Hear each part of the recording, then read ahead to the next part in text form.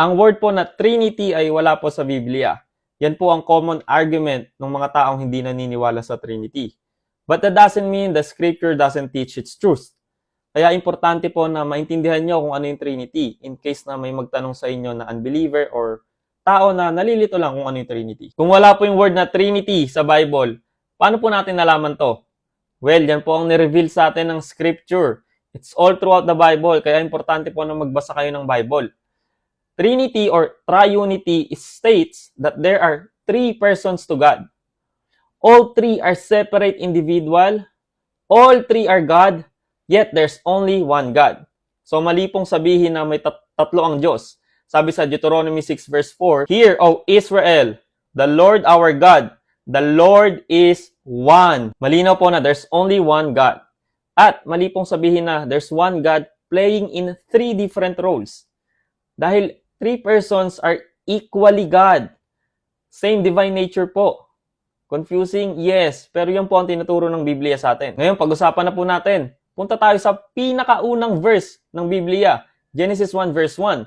In the beginning, God created the heavens and the earth. Yung word na God na ginamit po dyan, kapag tinignan nyo yung original language, which is Hebrew, ay Elohim, which is a plural word. So yung word na God na ginamit po doon ay plural word. For example po, yung cherub at seraph, yan yung different kind of angel, di ba? Cherub at seraph ay singular. Pero magiging plural yan kapag ginawa mong cherubim at seraphim. Yung im na word po na nanggaling sa Elohim indicates plurality. So God has a singular character and has some sort of plurality. Basahin po natin yung Genesis 1 verse 26. Then God said, Let us, ayan o, us, make man in our image, after our likeness. That's very clear, di ba? Let us, in our image. Sabi nung iba, yung mga anghel daw yung tinutukoy ni God doon. No, tayo lang po ang mga human ang ginawa sa kanyang imahe, hindi po ang mga anghel. Kaya sa Genesis pa lang po, inintroduce na si God na may plural aspect and signifying multiple people. Now, let's talk about the deity of Jesus Christ. Magbibigay na lang po ako ng isang example dito dahil sa sobrang daming passages showing that Jesus is God, abutin tayo ng isang araw. At gumawa na rin po ako ng video about dyan na proving that Jesus is God. Tatlong video na yon, part 1, part 2, and part 3.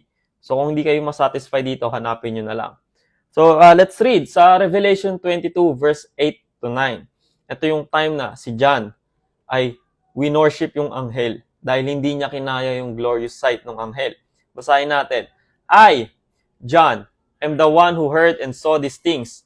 And when I heard and saw them, I fell down to worship at the feet of the angel who showed them to me.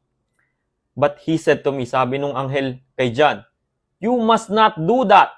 I am a fellow servant with you and your brothers, the prophets, and with those who keep the words of this book.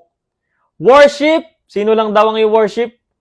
Worship God. Dahil ang worship ay para sa Diyos lang. So, nung i-worship ni John yung anghel, ni-rebuke siya. Sabi, hindi. Diyos lang ang dapat win-worship. Diyos lang ang worthy ng worship. But eto, ilalapag ko lahat ng verses kung saan win-worship si Jesus. But Jesus, never ni-rebuke ni Jesus yung mga nag-worship sa Kanya, showing that He is worthy and that He is God. How about the Holy Spirit? Diyos din po ba ang Holy Spirit? Yes. Basahin natin sa Acts chapter 5 verse 3 to 4. Ito yung time na si Ananias ay nagsinungaling sa Holy Spirit. Basahin natin. But Peter said, Ananias, why has Satan filled your heart to lie to the Holy Spirit and to keep back for yourself part of the proceeds of the land? While it remained unsold, did it not remain your own? And after it was sold, was it not at your disposal? Why is it that you have contrived this deed in your heart? You have not lied to man, but kanino daw siya nagsinungaling?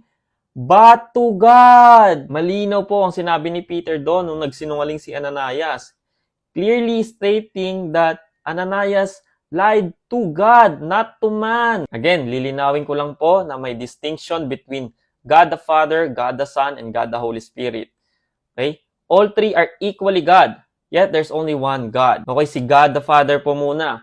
God the Father is spirit at wala pong physical body. God the Father sent the Son. God the Father gave us the Holy Spirit. God the Father has not seen by anyone.